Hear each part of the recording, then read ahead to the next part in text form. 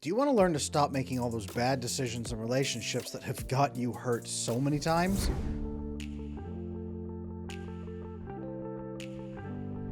Today, we're going to be talking about exactly how to do that. We're going to be talking about how to change your attachment style, how to heal it and become secure so you have a secure attachment style in relationships and better relationship patterns.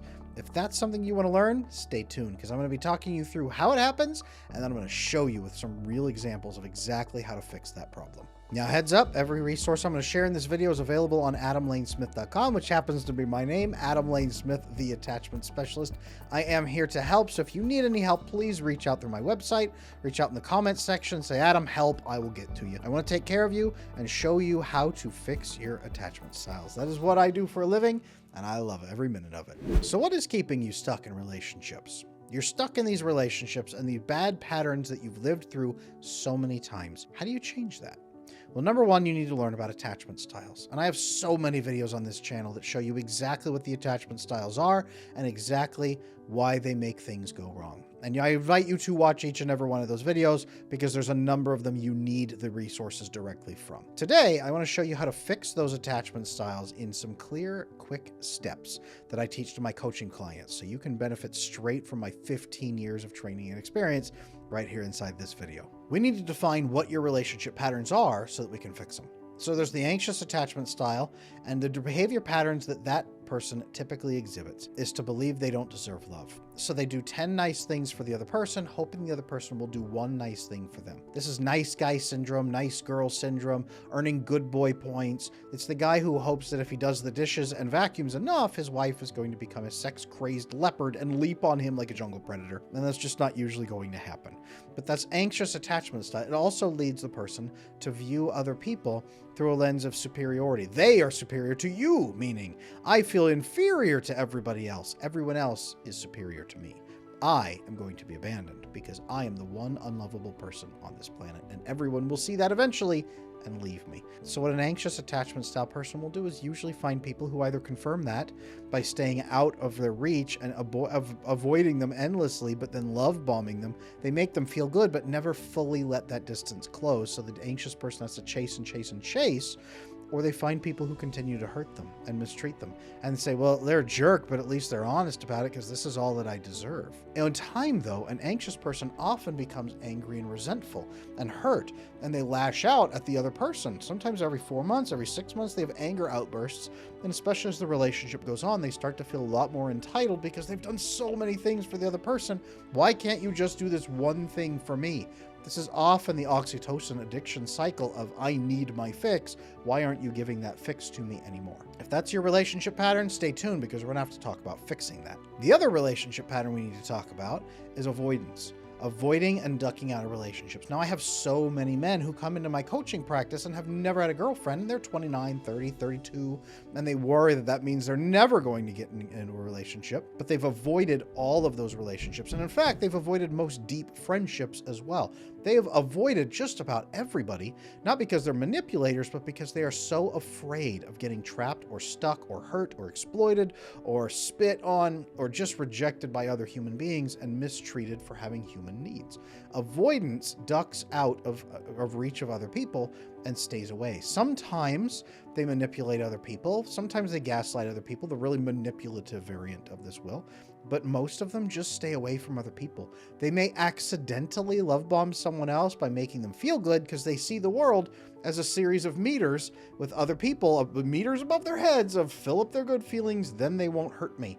So they fill up people's good feelings. And when they encounter an anxious person, they fill it up too much. And the anxious person starts chasing them aggressively and and then they have to try to escape from that person. And that's really the pattern that keeps avoidantly attached people running for their life out of relationships. If that's your pattern, we'll talk about fixing that.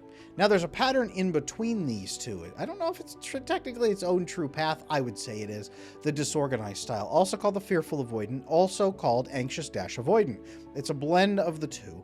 And the pathway for disorganized style is to get in really deep, really fast, and then start really getting fearful and terrified of changes, be hypersensitive to every little perceived change, and then burn the place down and jump out the window to escape after they feel like something has gone wrong in anticipation of pain. It's, you can't fire me because I quit.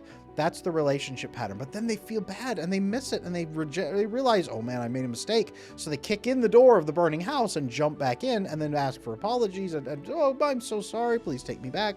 Or they just kick in the door and present a gift while the house is still on fire.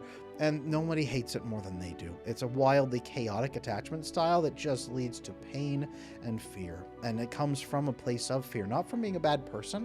It comes from being a scared person. All three of these can be fixed, but you need to know where your starting place is to begin healing these. Now, the pathway to fixing this is one I built into my book, Slaying Your Fear, back when I was a licensed psychotherapist for years and years. And there's clinicians around the United States using Slaying Your Fear right now. You can pick up a copy by clicking this button. In Slaying Your Fear, I walk people through a couple key processes for fixing their attachment, but the biggest one is fixing it by building self-respect. Even avoidant people typically don't respect themselves very much, even if they know they're not the problem. The issue with attachment problems is that it makes you violate your principles and goals to try to earn approval from other people. Anxious people do this so that they don't get abandoned. Avoidant people do this so they don't get hurt. Disorganized people do it for both reasons because they're terrified on both ends. But maintaining your core principles and values and following along with your own life goals, or even just having life goals and knowing what your core principles are, is a key part of fixing attachment. Because when you want to fix the patterns, you have to find out what's breaking those patterns. And usually that means doing things you actually don't like or agree with because you're trying to anticipate and stay away from fear. Now that fear is usually anticipated pain. So you are afraid of fearing pain. You are afraid of the fear itself, like I think Winston Churchill would probably agree with, but you're also afraid of any pain that may come down the line. And you'll do just about anything to avoid that pain because your brain thinks you're going to die if you experience bad relationship pain. So number one, find your core principles. Drop them down in the comments below. What are your 2 or 3 guiding life principles? These are usually something like courage, compassion, honesty, integrity, loyalty, any of those things, classic virtues, all of these pieces. What is yours? Drop me 2 or 3 down in the comments below and let me know. I want to hear what you have to say about your own values.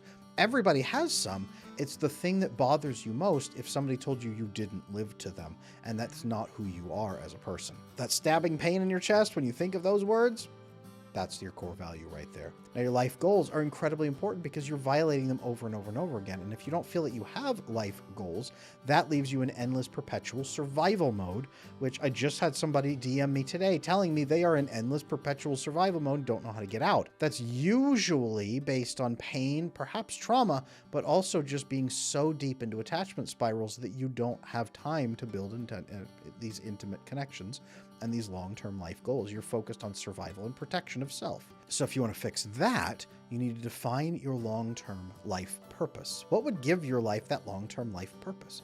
In the book Slaying Your Fear, I walk people through finding that process through a web of descendants, not just biological descendants, but also people you mentor, people you adopt, people you help, a ripple effect of human impact.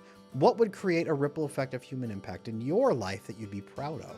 Now, as I detailed in my ebook, 5 Steps to Overcome Fear of Rejection, which you can find linked right here, that book walks you through the exact 4 processes of building deeper connection with somebody else who shares your values and your goals. This includes making sure that they have compatible moral values and internal values and principles, compatible life goals, as well as accepting each other's baggage and building mutual fulfillment in a relationship. And that book shows you how to do that and how to single out the people who are going to be good for that. As you do those 4 processes and as you follow all of these steps, you begin overcoming your own relationship patterns, which means in time, with your new experiences and these new people you've connected to, you begin to heal your attachment and become more secure. Over time, the experiences shape you and change you back into a healthy, loving person who believes you are worthy of love and will receive love from the people who have now proven that they actually care about you. So here's what I'd like you to do next. Watch on my YouTube channel, I'm going to link it here, a video called The 4 Attachment Styles and How They Interact in Relationships. That video is going to show you exactly how these 4 attachment styles play out in relationships and with each other, and you can better decide which one of them is a better match for you. Because if you can find where you're starting, then you can find your roadmap to fixing it. And please like, comment, and subscribe, and make sure you comment with your personal values that you're going to be living out, because that defines who you really are. I want to hear it, and I want to respond to you down in those comments.